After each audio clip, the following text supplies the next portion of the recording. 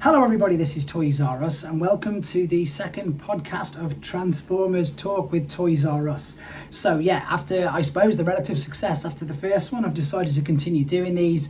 I think also the main reason is that it just gives me an opportunity to discuss exactly like this with you guys, what's going on. There's just so much going on and I don't feel that I get time to do exactly this. You know, I do answer every single comment on the YouTube channel, which is really good, but also it does take up a lot of time and it's much easy to address things doing things exactly like this. So first and foremost, thank you to everybody for all their comments, feedback, etc. I have actually ordered a little microphone to make this a little bit better with the sound, but I also appreciate everybody's comments regarding the fact that this will do obviously just for now. And again, need to thank everybody basically for their entire support and just for the whole way that all this has been going. I've been incredibly lucky over the past couple of months with things that have just, happened to me because of people like you guys listening to this, all your positive comments, etc. And it's just a crazy experience and whirlwind for me at the moment. Speaking of which, I'm really privileged and proud that I've got something else that I'm going to be sharing with you. I can't do any more than that. All you've got to do is stay tuned to the channel at 5 p.m. UK time tomorrow, which is Wednesday. There's going to be a video going live and then there's going to be some posts on my Instagram as well. I can't say any more than that, but again, huge thank you to everybody that's made this opportunity possible. So quite a few things to talk with you today. Hopefully it won't go on for too long. I appreciate the time was about right last time. This might go on just a little bit longer because I'm getting to find my feet. It won't be anywhere near like 2 hours or an hour, I don't think, so I don't really do anything like that. Just finding my feet with things to discuss. And I'm going to be discussing the Tokyo Toy Show toy reveals. I'm going to be putting my tuppence in about Studio Series 86 Megatron. I haven't done a video on this, but I keep getting asked so many questions on it. What's my opinion, etc. And basically, why am I not mad that it's not going to be a gun, but I'm going to address them sort of issues in a minute. I'm going to be talking about what it's like to have the Star Raiders in hand. I'll tell you something funny about them as well in a second, but also things again I'm looking forward to. So I'm going to kick off with the Tokyo Toy Show. So over the weekend, last weekend, funny enough, so many images came out of exactly that, and there's loads of things that I wanted to talk about. First and foremost, the dramatic capture set. I've got the first Decepticon one, I've reviewed them. I've got the Autobot one on pre-order, and I'm not too sure about the third one. The third one I do think looks really good. It's obviously the triple changes, the 3 Decepticon triple changes. I do like the new decos. Blitzwing's colour scheme looks amazing, obviously, but the big standout one is Astro Train with the silver paint apps that they've given him. Now this is great for that particular reason, and also because Astro Train on the secondary market is now an insane price. But the only negative thing that I can take from it is that perhaps that means that we're not looking to get an upgrade in that particular figure. I'm not saying he needs an upgrade, don't get me wrong, but obviously with how good Legacy was, etc. I just think it would have been nice if they'd have just held on a little bit longer. Maybe we'd have got an Octane instead of your Starscream, because again, that Starscream mold and even indeed the coronation concept of Starscream, I'm in agreement with everybody, all the fans, that we've had too much of this mold and that we'd have liked to have seen something new. So the deco on the Astro Train is good. If you've not seen it, guys, check out the videos I've obviously already put on here. It's a lovely silver deco, and I genuinely do think they missed a trick. I appreciate what they did with the fact we got a Galaxy Shuttle, which was again a figure that I never thought that we'd ever see. In my honest opinion, would I have liked to see him have his own mold? Yes, of course, because I also think that they still could have released a white Astro Train, which of course would have made more sense with the fact that the vintage Japanese Generation 1 Astro Train was in fact white and black. So I think that they could have obviously got the Generation Selects white Astro Train out anyway, because people would have still brought it, I would have still brought it, and I think the colour scheme in honesty works better with the white and black. A lot of other people have commented on that as well. And then they could have as well got another figure for Galaxy Shuttle, because as they've proved with the fact we're going to get Dino King, with the fact how well, the HasLab sold, Minerva, etc., all of these, even though they're only like retools and redecos of existing molds, that the Japanese Generation 1 continuity is still very popular, and it's great that it is getting the love, because it really is great, guys. I can't, as I say, encourage you guys enough to watch it. But I know the dub, etc., but just to get an appreciation then for how good the toys are. The toys are amazing. They're like play sets, and indeed the cartoon for its time is very good as well. So dramatic capture covered, bump of chicken, that thing is insane. That is the multicolored Optimus Prime figure, which I'm gonna have to get because it's in a nice way hideous, and I love that somebody put that, but they weren't saying it in a nice way. They were saying that, you know, I suppose a little bit of disgust. I think it looks amazing, and I think that with on the same shelf as Balvintron, it's going to look insane. I think they're going to look brilliant together. And yes, of course, it's just another use, funnily enough, of exactly the same with the dramatic capture, obviously. So with the dramatic capture, they've got the Optimus Prime as well, so they're still getting a lot of use out of the Earthrise mould before, obviously, I think we see the inevitable takeover of the Studio Series 86 version. The problem I think they've got with that is how intricate the engineering is, how much more expensive the figure is. So whether we get the same amount of repaints as we have, I don't think we will, because I think that generally people won't pay. I know they won't perhaps need the trailer or whatever, but I can't see that the cab being released for anything less than leader class price. So, you know, Voyager's still not too bad. It's not ideal, but, you know, with the Toxitron, with all these other ones that we tend to get, even though that was Laser Prime. But what I'm trying to say is with the Rise mold, with the Voyager price point, it's not as bad as having like a leader class price point for the amount of decos that we do tend to get of the Optimus Prime, because, you know, we're going to get Nemesis, etc, etc. So it'll be interesting to see exactly how they take that, because it is a far superior mold. It's fantastic. And again, just to reiterate to everybody that yes, the copy I've got has got the switched heels. Does it make a difference? No, you probably won't even notice it. It doesn't affect him standing, it doesn't affect the transformation, it's barely even noticeable, so it doesn't affect anything. So if you are one of the people, I'm not even going to use the word unlucky, who's got a first edition and it's got the issue, it's not an issue. Don't bother wasting your time trying to change it just in case you damage the figure. So that's Bumper Chicken. Godzilla, briefly touch on these. I think the actual product of these do look really, really good. I also concur again, though, that perhaps they could have put some spines on the back of the Grimlock mold, etc. But I think in hand, they do look really, really good. The translucent blue on the Megatron mold for me looks fantastic, and I'm a big, big fan of how that looks. But the star of the show for me, and this is what I really want to talk about, is, of course, MPG God Jinrai, which I suppose, again, for people who don't know the Japanese continuity, it's what was known as, and it took me a bit of time to get used to this as well, that they released it as a Toys R Us 2002, I think, special edition, where they called it Apex Armor Optimus Prime, which is, of course, God Bomber, all combined with your Power Master Prime, but again with a better deco. The original Japanese vintage figure had a metal cab, etc., and I think this masterpiece version is going to be fantastic. You've already seen the three little figures, you know, for, as I say, for the people who drive it, Minerva, Cab, etc. They're all going to be there. The Godmasters, that's obviously their correct names. They're just little figures, and again, if you've watched the continuity of Super God Master Force, you'll probably appreciate it a little bit more. Can't wait to see it physically in hand. I was very impressed with how good Super Jinrai looked, which again is their version of Power Master Optimus Prime. Normal Jinrai looked fantastic. Super Jinrai looked incredible, so I can't wait to see how big God Jinrai is. And as I say, hopefully if they are continuing with the Japanese things, as I say, fans hobby have beaten Takara to getting a masterpiece metal hook. That's obviously only in its test phases. We've seen some images of that.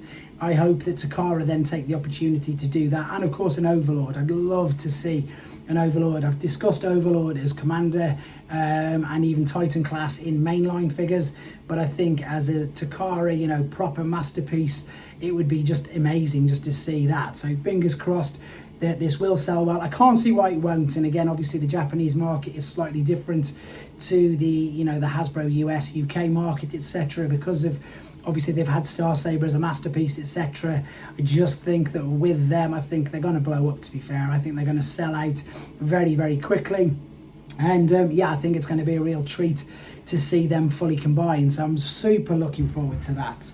I'm going to move on to something now that I know most of you guys have probably had enough of hearing about, but I'm yet to do a video. I'm not going to do a standalone video on it because I don't think it needs it, because I also don't think it's a surprise. And I'm also not outraged either at the fact that obviously Studio Series 86 Megatron, we know is not going to be, of course, his original Generation 1 alternate mode. But let's be honest, we've known that for absolutely near enough decades now. As I say, again, unless Takara do it, and unless Takara put a spin on it, it's really one of them things that I hate to say that I'm not bothered about. That would be wrong, because I don't want people to say, oh, but like you love Generation. I do love Generation 1. I was one of the very lucky people, again, to have a Generation 1 Megatron when I was a child. So for me, even though he's never going to be the gun again, he always will be a gun to me, but I totally appreciate, and I'm not going to lose sleep and get angry over the fact that he's not going to be a gun in the Studio Series 86, because, and this is the other thing that sort of not winds me up, or I think that people need to realise that, let's just say, even if it was, let's just say the Studio Series 86 Megatron was in fact a gun alternate mode. Who can honestly put their hand on their heart and tell me right now that if it was, that they were going to display it in that mode? Nobody would. Nobody would at all. And again, I appreciate the fact that they can't, they haven't even got the choice of whether they want to, but nobody would anyway, because it would look out of place.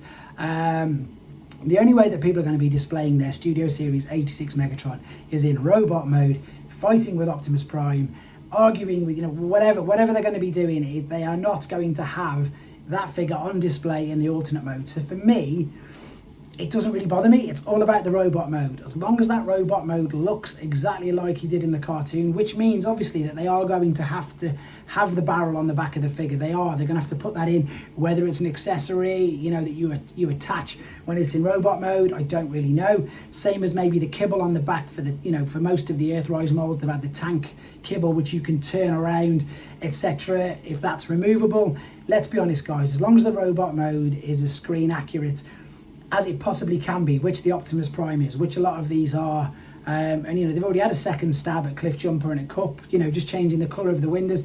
They may do the same with Bumblebee. I know that they've said a reason why they haven't been able to at the moment due to the strength of the plastic, etc.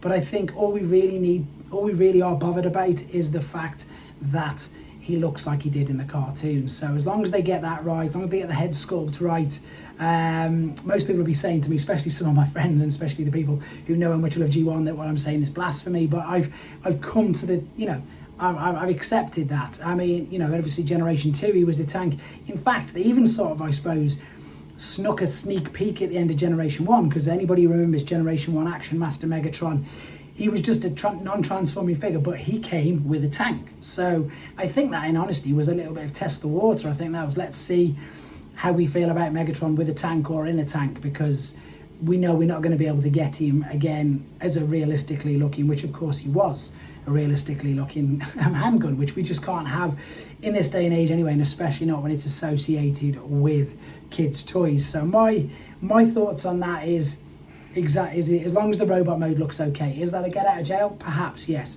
Am I being realistic?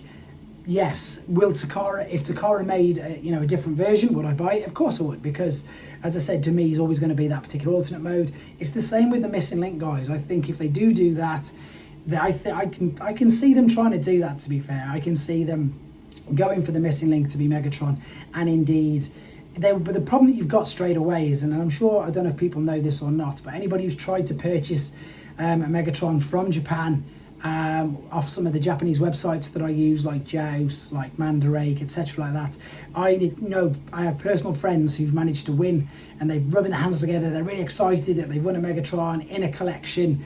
It's coming over from Japan, and because it's still in the alternate mode, and I kid you not, all they get is a letter from the post: "We've destroyed your package because of what we've seen inside it." And that's not a joke. I can name 2 to 3 people, maybe 2 people, 3 occasions, definitely in the last few years, that have brought, and what they thought they have won, a G1 Megatron from Japan, but because he was kept in his alternate mode, the package didn't even make its way to the UK. It didn't pass customs. It was just ultimately destroyed, which is upsetting, because obviously a G1 Megatron, especially a Japanese version, is worth a lot of money. So even if they did do a missing link for the last chance, last gasp opportunity to get him in his original alternate mode, he would still have to be packaged in robot mode anyway, because otherwise he wouldn't cross the border, he wouldn't get into most customs. I presume America's the same, but I know, I can tell you for a fact from the experiences of speaking to people, that I know that that's what's happened to them in the UK. So it's You'd rather him just be something, yeah, as I say, that looks like he does in the robot mode. But that's enough about him anyway. I want to quickly now discuss the Star Raiders because I've got all them in hand. And here's a part where I get to take the mick out myself. I've actually got 2 sets of them because I was obviously so tired when I pre-ordered them. I pre-ordered some from Hasbro and from In Demand. So if anybody's going to the NEC Toy Fair, which I'm going to be discussing quickly in a second as well, on the 29th of September, I'll be selling my second set unopened, unused at the NEC Toy Fair because they both arrived on the same day and I couldn't believe how stupid I've been, to be honest. So yeah, Star Raiders in hand, fantastic. Great redecos. Somebody said in one of the comments that it's probably the best use of the redecos out of the, they call them capsules, that we've had over the last few years. So obviously we had Toxitron, which was all again a capsule. We had the Wreckers, which again was a capsule. These ones, they've picked really good molds. Now the only issue I found so far typically is with Cannonball, and that's with the doors not fully tabbing in. Now I presume that that's due to the fact that that's the 6th use of that particular mold. I thought it was just my particular copy, but other people have commented saying that it seems to be a common thing. So unfortunately I think that's the problem that Hasbro and every toy company need to be aware of, to be honest. Yes, it's great to get reuses of the same mold with different characters, but at what point do you decide that this mold's had enough? Devastator for G1 definitely has. The Tonkanator one for me and for a lot of people, it's just too much wear and tear. It wasn't working very well at all. They were falling apart, not tabbing in together, and unfortunately that looks like what's happened with Cannonball, because I couldn't believe it when I pulled them all off the shelf and realised that, you know, it's the 6th incarnation use of the mold since Skids. So that's the only tiny negative. Everything else feels really good. The paint apps on them are slightly different. Even the Thundertron set is great. I think the Rock Lord with the blue colour is the best colour scheme used on that particular mould so far.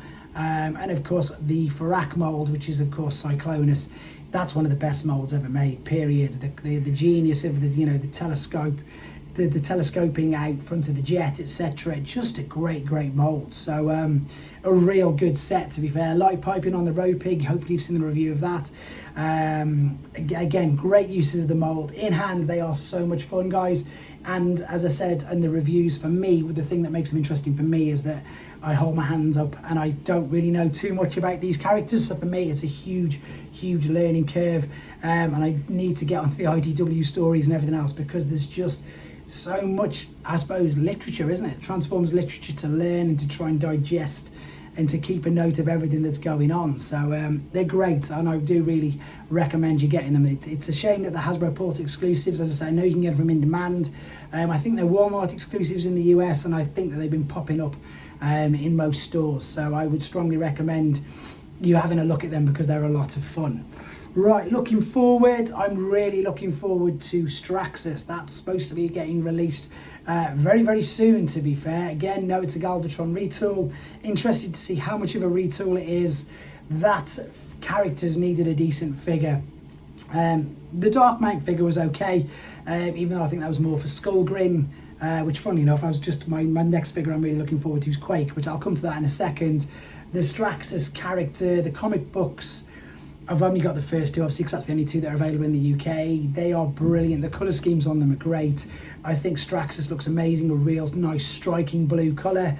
And as I say, the alternate mode as well looks fantastic for me, so I can't wait to get hold of that in hand. And as I said, the other couple of things that I want to say I'm looking forward to, one is Quake. I noticed the use of the Skullgrin mould. Again, I really like the colour scheme on it, and maybe this is just for me with my nostalgia of having that figure as a kid. Even though the Target Masters then and nowadays, and now even in today, they don't do anything. They don't even fold up like some of the other Target Masters do. You just fold the guns out from the back of them. They don't do anything. They're not articulate. They're just fun. You know, you can combine the 2. You can put them on the side of the vehicle. You can put them on the front of the vehicle. And again, the colour scheme for that Quake works. I know that a lot of people said, I can't think of, maybe use the Warpath mould. The Warpath mould, again, I've just very recently, and that's the review going up today, reviewed Treads, and I like the Warpath mould, but I just don't think it would have worked for Quake. I just do think the Skullgrin mould works much better. So my opinion is I can't wait for that as well. And again, Doctor Wu just teased us that they're going to be doing a prowl and a kickback. So obviously that means we're going to get a smoke screen and a blue streak and everything else. And I think they've also teased the Dinobots. And as I keep saying, guys, these are mini fun figures.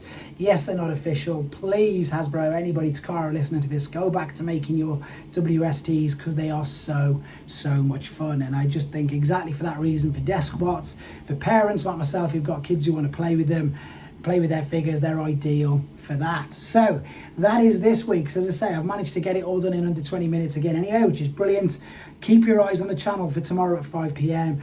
and many other things that I cannot explain to you what's going on right now, but can't wait to show you when they all happen and come to fruition. I really appreciate all the support, guys. Thank you ever so much. Take care. I'll be speaking to you all very soon.